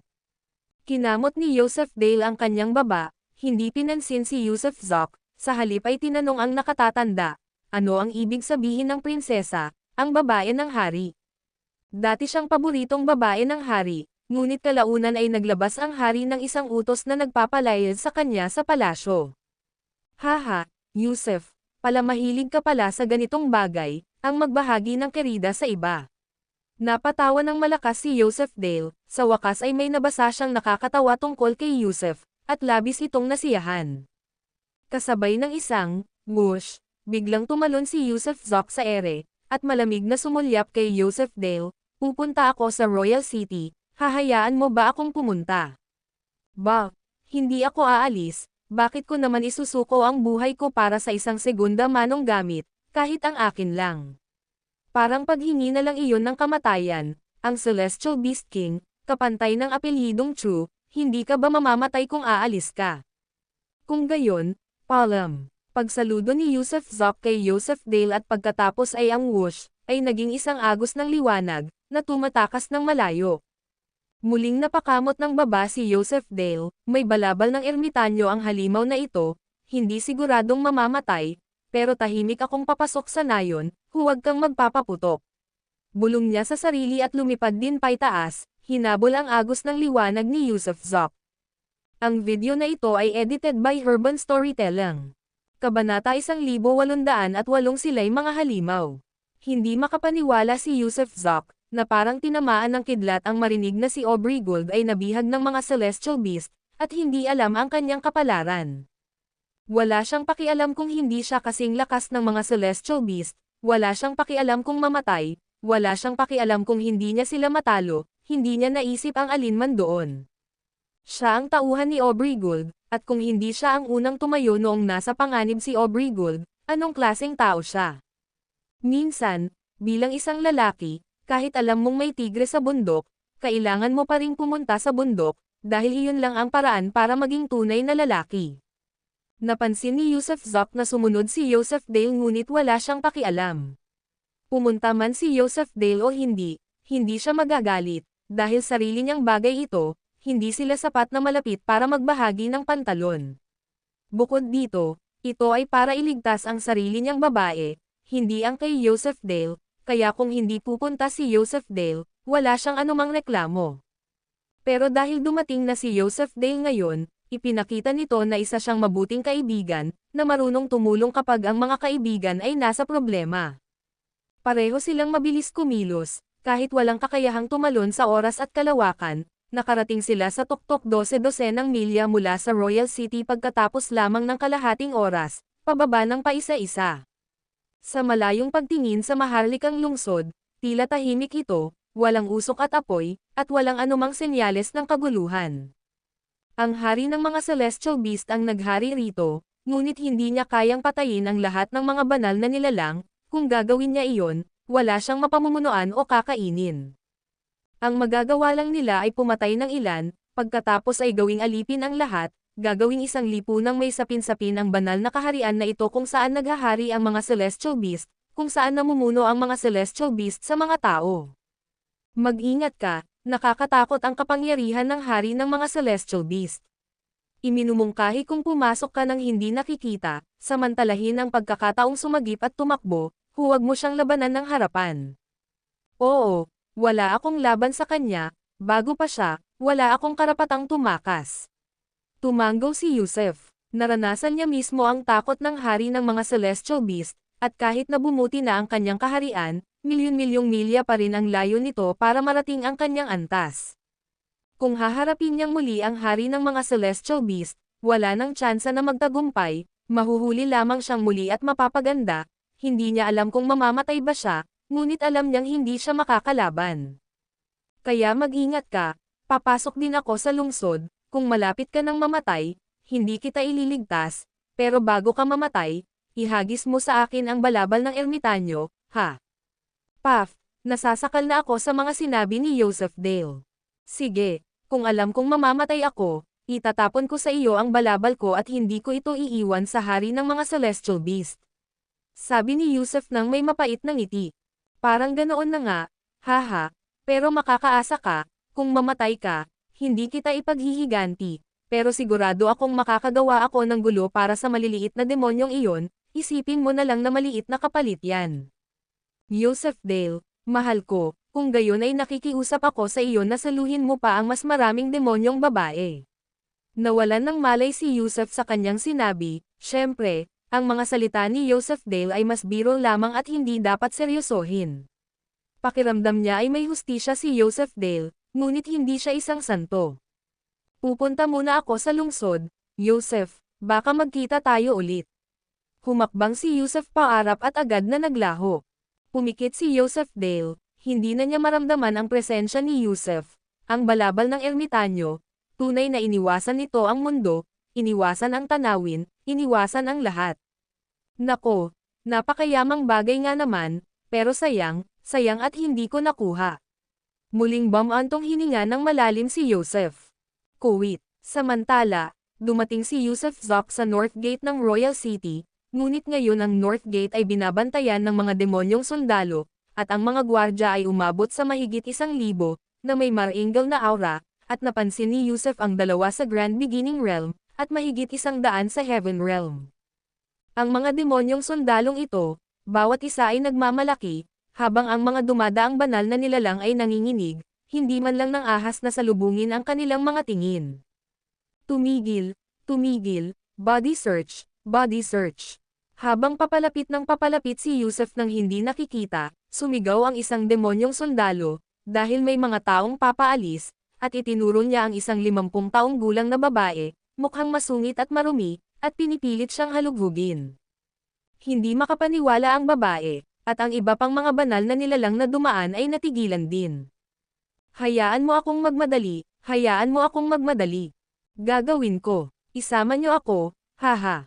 Tumalon palabas ang 3 demonyong sundalo, inabot ang lahat ng parte ng katawan, at ipinasok pa ang kanilang mga kamay sa loob ng damit ng babae. Malayong malayo ito sa pagsisiyasat, isa itong kahihiyan, pagmamaliit, at kawalang hiyaan. Galit na galit ang mga dumaang banal na nilalang ngunit hindi nang ahas na magsalita, habang ang iba pang mga demonyong sundalo ay tumatawa ng malakas. Sa walang katapusang impyerno, higit nilang hinaanggad ang laman at kagandahan ng tao, kaya ngayon dito sa banal na kaharian, kahit sinong babae ay napupukaw ang kanilang pagnanasa. Sayang naman, kahit sa edad niya ay hindi mo siya pinapatawad, pumunta ka sa gilid, hindi ba sapat ang mga babae sa gabi? Tumakas ka na. Sa wakas, umungol ang pinuno ng mga demonyong sundalo, ang mga sundalong ito ay hindi pa nakakakita ng marami at masyadong desperado. Haha, hindi nagalit ang 3 demonyong sundalo at binawi ang kanilang mga kamay. Ngunit habang sila'y umaalis, ang babae, na napahiya, ay namatay sa matinding galit, nagkokombilsyon sa lupa, wala ng buhay. Tunay nga siyang pinatay sa matinding galit, nabuhay hanggang sa katandaan, para lamang mawalan ng puri, at sa matinding galit at puot, siya ay binawian ng buhay. Ha, patay sa galit, nakakapangilabot naman yang pagkamatay mo. Ngumisi ang isa sa 3 demonyong sundalo at biglang naglabas ng mahaba at pulang dila. Ang pulang dila ay malamang na ilang talampakan ang haba, kulot at sanga-sanga na parang sa ahas o butiki, at inigulong nito ang babae sa lupa at nilunok ang buong katawan niya. Dighay, ang sarap talaga ng laman ng tao. Dinilaan ng demonyong sundalong ito ang kanyang mga labi na parang walang nangyari. Haha, ang bilis mo namang kumain. Tumawa ulit ang ibang mga demonyong sundalo, hindi man lang inisip ang buhay ng tao. Gayunpaman, nang sandaling iyon, habang ang bawat dumadaang banal na nilalang ay gustong lumayo, dahil sa takot na baka magutom ang mga demonyong sundalong ito, biglang isang espada ang kumislap mula sa hangin. Mabilis na kumislap ang talam, sa isang kisap mata, 3 beses na humiwa, at 3 duguan na ulo ang pumailan lang, sabay-saboy ng dugo. Ano? Atake ng kalaban, atake ng kalaban. Mahigit 1,000 demonyong sundalo ang sumigaw ng sumigaw. Ngunit sa kabila ng kanilang mga sigaw, wala silang makitang anumang patamaan, wala silang nakitang pasimuno, walang sino mang humahawak ng talam. Anong nangyayari? Nataranta ang lahat, maging ang dalawang eksperto sa Grand Beginning Realm ay tumalon pababa mula sa pader, naghahanap kung saan-saan ngunit wala silang makita. Kasabay nito, pumasok si Yusef sa lungsod, batid na imposibleng siya lang ang pumatay sa kanilang lahat. Sa ngayon, kailangan niyang iligtas si Aubrey Gould, at humanap ng pagkakataong sumalakay ng malakas. Ang mga demonyong ito, labis niyang kinasusuklaman, kahit hindi siya mabait, pakiramdam niya ay hindi siya kabilang sa banal na kaharian, ngunit, nang mamatay ang napahiya na babae sa kanyang paanan, kumulo ang kanyang dugo sa pagnanais na lipulin ang lahat. Mga demonyo, hindi na sila tao, mga halimaw na sila. Ang video na ito ay edited by Urban Storytelling. Kabanata 1809 ang walang talong balabal na ulan. Pinalitan ng Celestial Beast King ang Heavenly King upang maging bagong pinuno ng Divine Dynasty. Siyempre, ito ay dahil sa ang katunayan na ang kinaroroonan ng Heavenly King ay hindi alam at ang kanyang buhay o kamatayan ay hindi tiyak. Kailangan pa rin niyang lumabas sa mundo upang makipagdigma. Ngunit bago iyon, kailangan niyang pag-isahin ang banal na kaharian. Kung hindi, wala siyang mapapala sa digmaan, ano ang saysay ng pakikipaglaban kung gayon. Kaya, sa pagkakataong ito pagdating sa Divine Realm, nagdala siya ng maraming puwersa, at hindi mabilang na mga Demon Cultivator ang patuloy na dumating ng paunti-unti. Maging ang mga demonic beast mula sa 4 na dagat sa gilid ng Divine Realm ay nasakop niya at isinama sa kanyang mga hanay. Ngayon, ang iba't ibang puwersa ng Divine Realm ay halos nadurudge na niya, at iilang kalat na lamang na grupo ng mga lumalaban ang desperadong nananatiling matatag. Hindi man lang naiulat sa kanya ang insidente ng pagkamatay ng mga gwardya ng gate, tutal, ang mga ganitong insidente ay nangyayari araw-araw. Hindi pa lubusang nakakabawi ng kapayapaan ang Divine Realm, at maraming magagaling na bayani at mahiwagang tao sa Divine Realm ang patuloy na pumapatay sa mga Demon Cultivator araw-araw. Sa orihinal na Palace Hall, ang Celestial Beast King ay nakaupo sa ibabaw ng trono na nakasuot ng imperial na damit, habang dalawang hanay ng mga tao ang nakatayo sa bulwagan. Ang kaliwang bahagi ay mga Demon Cultivator, at ang kanang bahagi ay mga tao. Nang siya ay dumating upang sakupin ang lugar na ito, may mga lumaban at may mga sumuko at direktang kumampi sa kanya. Kaya, sa kasalukuyang dinastiya, mayroon pa ring bahagi ng mga tumakas na naging pinagkakatiwala ang mga nasasakupan ng Celestial Beast King. Dakilang hari, ang demonyong monghe na si Zion Dillion ay malubhang nasugatan natin, hindi natin alam kung nasaan siya. Ulat ng isang demonyong hari sa bulwagan, ang kanyang aura ay nagpapakita na siya ay isang malakas na Dao Emperor. Ang Dao Emperor na ito ay isa sa 3 pangunahing Dao Emperor sa ilalim ng pamumuno ng Celestial Beast King, si Warwick Lopez. Hindi orihinal na naglingkod si Warwick Lopez sa Celestial Beast King, dahil mas mataas siya sa 3 realms at 5 elements, isang tunay na dalubhasa sa divine skills. Ngunit ngayon, muling lumitaw siya at sumama sa Celestial Beast King dahil dumating na ang kapalaran ng Celestial Beast Tribe, at dumating na rin ang kanyang pagkakataon. Si Zion Dillion, Buddhist cultivator, nakikialam din ba siya? Malamig na sabi ng Celestial Beast King. Gusto niya sanang hulihin ang Nine Tails, pero inambush namin siya. Malakas na paliwanag ni Warwick Lopez. Oh, gulat na tumingin ang Celestial Beast King sa pinakamagandang babaeng naroon sa bulwagan. Ang babaeng ito ay tila nasa edad 20, may malapit na pisngi at nakapalibot sa kanya ang isang hindi mapaglabanan na bango. Ang kanyang figure ay walang kapintasan, at tila siya ay isang malalangit na diwata. Nang tumayo siya sa pasilyo, naramdaman ng lahat ang bahagyang pag-ugoy ng kanilang mga puso. Ang babaeng ito ay walang iba kundi ang Nine-Tails Fox, isa sa 3 pangunahing Dao Emperor sa ilalim ng pamumuno ng Celestial Beast King. Siya rin ay lampas sa 3 realms at 5 elements, at sa loob ng daan-daan o libu-libong taon, walang nakakaalam kung nasaan siya. Gayunpaman, siya rin ay dumating na ngayon at sumama sa puwersa ng Celestial Beast King. Nagbago na ang langit na Dao, ang langit at lupa ay malapit nang sumailalim sa malaking pagbabago, at kasabay ng papalapit na dakilang panahon at kayamanan, Lumabas siya mula sa pag-iisa sa pag-asang makabahagi sa mga samsam sa magulong panahong ito. Noon, nagkaroon ako ng ilang engkwentro kay Zion Dillion, na malalim ang pagkakaintindi sa akin, tapat at deboto, ngunit dahil sa akin, hindi siya nag-asawa at nagsanay ng mapait na zen. Paliwanag ng Ninetales Fox sa Celestial Beast King. Nako, haha, sayang naman kung ganoon. Tawa ng malakas ng Celestial Beast King. Napaka-inosente naman ni Zion Dillion para ma-inlove sa isang babae ng Fox Clan. Hindi ba niya alam na ang Nine-Tailed Fox ay isa lamang pampublikong palikuran para sa marami? Kahit siya, ang Celestial Beast King, ay nagkaroon ng matinding engkwentro sa Nine-Tailed Fox na ito 2 araw na ang nakalipas, at labis na nasiyahan sa karanasan. Siyempre, nang siya at ang mga siyam buntot ay gumawa ng ganitong mga gawain, ito ay usapin ng kapwa-benepisyo ng walang emosyonal na paglahok, nagpapalitan lamang sila ng enerhiya.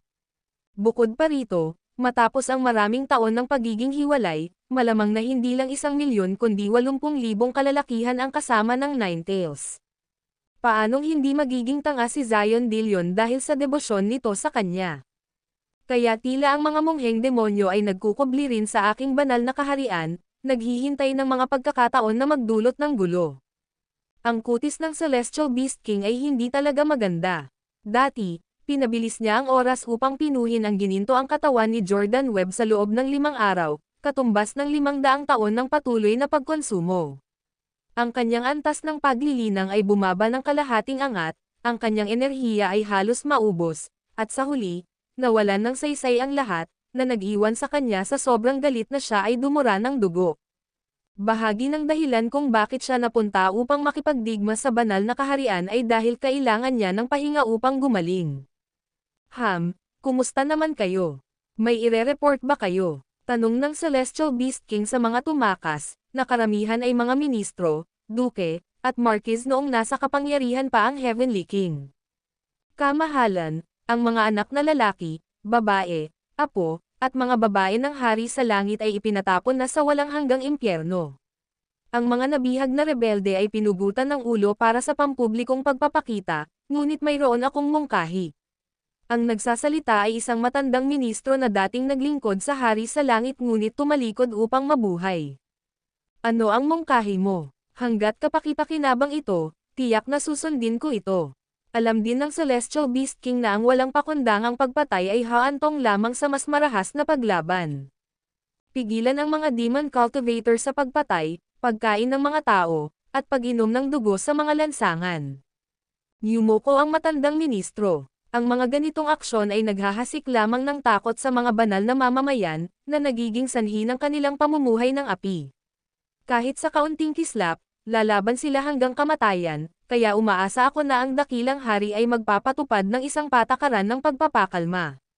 Kahit na ang mga tao ay papatayin at kakainin, dapat itong gawin sa mga liblib na lugar sa labas, hindi sa Royal City.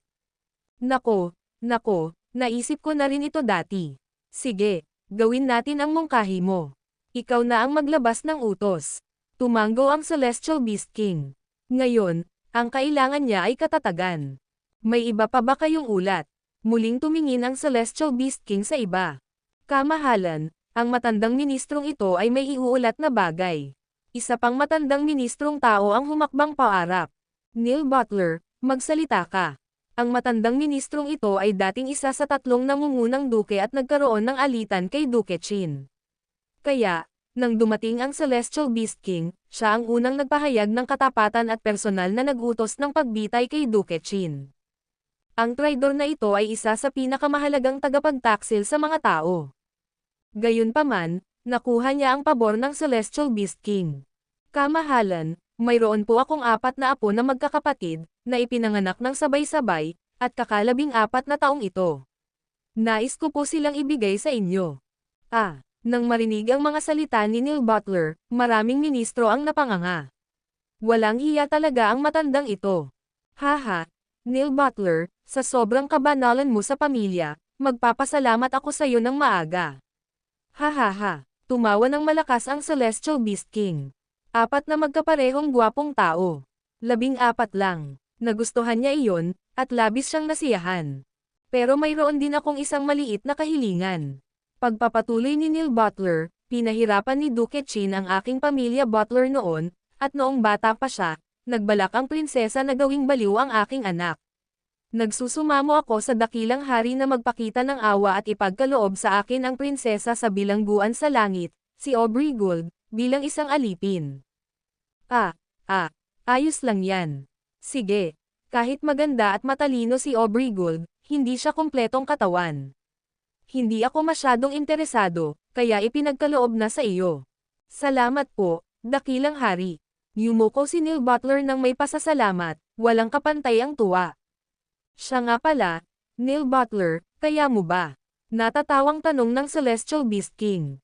Ngumiti si Neil Butler habang itinataas ang kanyang ulo, kayang asikasuhin ng matandang ministrong ito ang 7 babae sa isang gabi nang hindi nag-aalangan.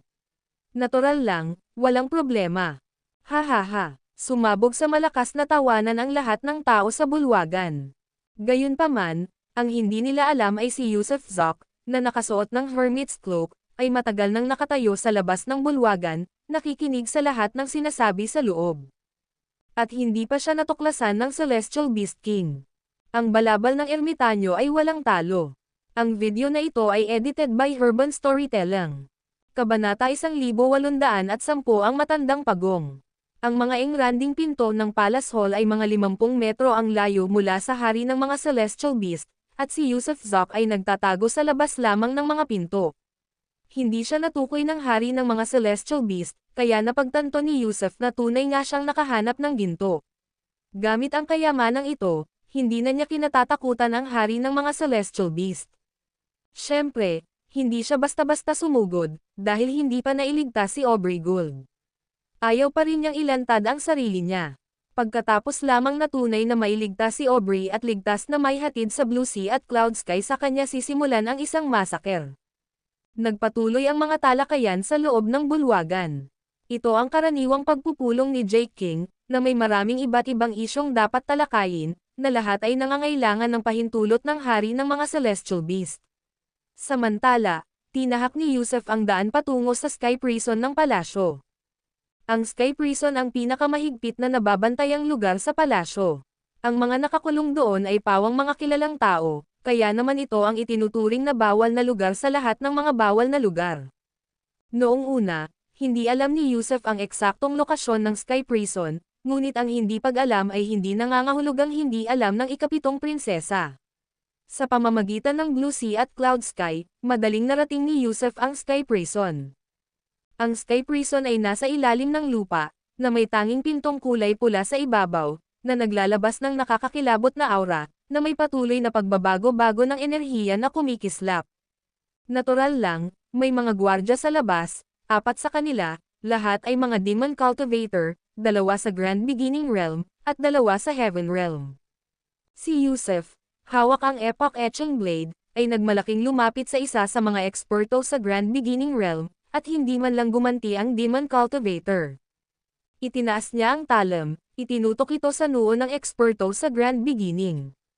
Wala pang kalahating pulgada ang layo ng talam, ngunit hindi pa rin gumanti ang Demon Cultivator. Sa harap ng gwardyang ito, tila wala siyang maamoy, maramdaman ang anumang pagbabago ng enerhiya, o maramdaman ang anumang presensya. Sa katotohanan, malinaw ang kanyang landas, nakatayong walang magawa at mapayapa kahit napaparating ang kamatayan. Mamatay ka. Mabilis na hiniwa ni Yusuf ang espada, at bago pa man maintindihan ng Demon Cultivator ang nangyari, ang kanyang ulo at katawan ay nahati sa 2. Kasabay ng isang malakas na pagtalsik, bumuhos ang kanyang mga laman loob sa lupa, at ang natitirang 3 ay natakot ng husto sa nakita. Dahil wala silang nakitang gumalaw, ang eksena ay lubos na kakaiba, na para bang ang lalaki ay basta na lang pinagtira-piraso habang nakatayo roon. Mamatay, mamatay, mamatay. Mabilis na ginamit ni Yusuf ang kanyang espada, sinaksak ito ng malapitan. Puff, puff, puff. Walang reaksyon ang 3, nahati sila sa 2 ng Epoch Etching Blade.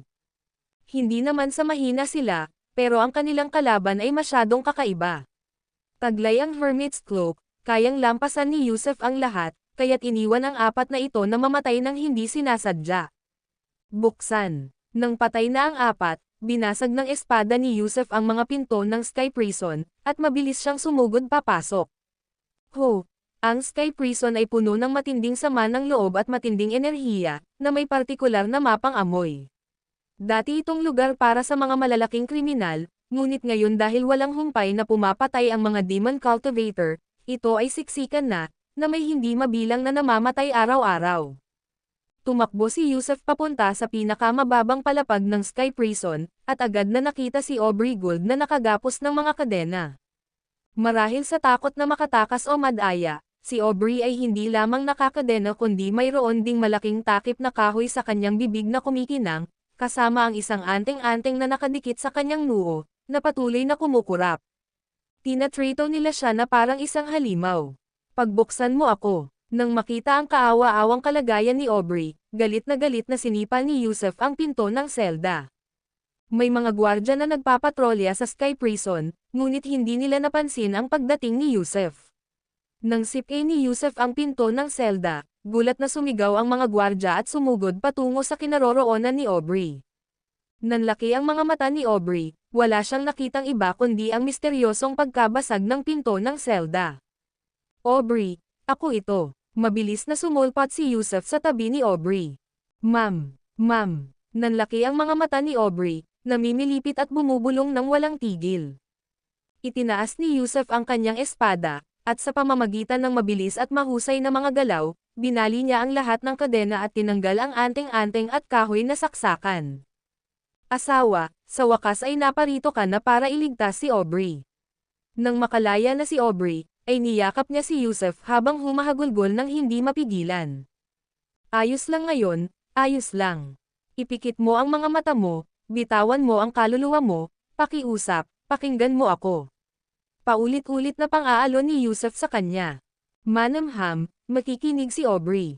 Talagang takot na takot si Aubrey nitong mga nakaraang araw, kaya masunurin niyang ipinikit ang kanyang mga mata, pinakawalan ang kanyang kaluluwa, nang hindi nagtatanong kung ano ang balak gawin ni Yusef. Nang mailabas niya ang kanyang kaluluwa, itinago siya ni Yusef sa dagat na asol at langit na may ulap, at sa isang hagod ng kanyang malaking manggas, agad itong naglaho. Natigilan ang mga gwardya ng bilangguan na sumugod palapit nang makitang naglaho na lang bigla ang isang buhay na tao. Gayunpaman, sa sandaling iyon, handa na si Yusef na ilabas ang kanyang buong kapangyarihan at simulan ang isang pagpatay. Ang kanyang 9-section daw whip ay pumutok, at habang inihahampas niya ang latigo, ang mga natulalang gwardya ay hinagupit at naging duguan. Buksan ninyo silang lahat para sa akin. Ginamit ni Yusef ang kanyang latigo, tumatakbo pasulong habang patuloy na binabasag ang mga pinto ng selda, planong palayain ang lahat ng nakakulong. Ilang sandali pa, matapos basagin ang lahat ng pinto ng selda, sumugod siya palabas ng pangunahing pinto, para lamang madatnan itong napapaligiran ng mga tao. Kabilang sa kanila ang isang super expert mula kanina sa bulwagan, isang super expert ng Dao Monarch Realm sa may pintuan ng bilangguan. Nang sumugod si Yusef, walang mga alon ng enerhiya, na nagbigay daan upang makita niya ang iba nang hindi nila siya nakikita. Makinig kayo, kung may lalabas, patayin ninyo sila, magpakawala ng sunod-sunod na palaso. Salakayin ninyo ang Sky Prison at kahit ang kanyang ina ay hindi siya makikilala. Isang lalaking walang kahirap-hirap, nakayuko, na may mga matang parang sitaw, mahahabang kilay, at mahabang balbas, ay mukhang matandang pagong. Hindi alam ni Yusef ang tunay niyang pagkatao, ngunit masasabi niyang isa siya sa 3 nangungunang alipors ng hari ng mga celestial beast. Simulan natin sa iyo. Malamig na singgal ni Yusef sa kanyang puso at mabilis na sumugod sa harap ng kuba at matandang pagong kasabay ng pagtapik ng kanyang mga daliri sa paa. Walang reaksyon ang matandang pagong, ang kanyang mga mata ay nakatuon sa pintuan ng bilangguan. Tuwang-tuwa si Yusef. Alam niyang hindi nalalayo ang antas ng cultivation ng matandang pagong na ito kay Yusef Dale, ngunit nagawa pa rin niyang palihim na sumugod sa harap nito nang hindi napapansin. Mamatay ka para sa akin. Walang pag-aalinlangan, mabilis na ibinaba ni Yusef ang kanyang espada. Saka lang siya nakariyak nang dumampi ang epoch-etching blade sa balat ng matandang pagong, nang matuklasan niyang isang supreme weapon ang tumutusok sa noo niya. Puff! Tumagos ang talam sa kanyang laman, ngunit sa sandaling iyon, Biglang nanginig ang matandang pagong, naglabas ng anino na parang balat ng pagong, tumatalbog mula sa talam. Bang-bang, pareho silang lumipad paatras, at pantay na napaatras si Yusef. Ang matandang pagong, sa takot, ay luminggalinga sa paligid habang ang kanyang mga mata ay parang berdeng sitaw ay lumilinggalinga, nanginginig ang buong katawan. Masyadong malapit ang naunang eksena, kaunti na lang ang layo at malamang mabibiyak na ang kanyang ulo. Pati si Yusef ay natigilan din, dahil ang Dao Monarch na ito ay napakalakas, na mabilis na tumugon, na higit pa sa kanyang inaasahan. Siyempre, hindi siya nasaktan, nakabawi lang siya. Hindi pa rin siya nakita ng matandang pagong, kaya't si Yusef ang nangunguna. Hindi pa sapat ang minsan, pero na ulit, kapangyarihan ng kabilang baybayin. Sumugod muli si Yusef, habang ang Epoch Etching Blade ay nagsimulang magliwanag ng may matinding kapangyarihan ng kabilang baybayin.